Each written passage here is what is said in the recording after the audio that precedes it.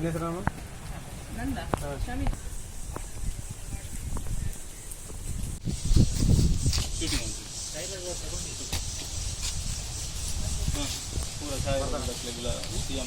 ಈಗ ನಾನೇ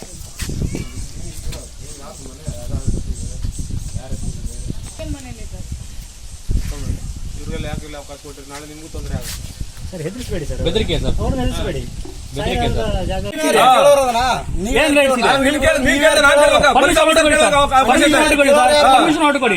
ನಿಮ್ ಕೇಳಿ ಸರ್, ಮನೆಗೆ ಏನು ಬೆದರಿಸ್ತೀರಾ?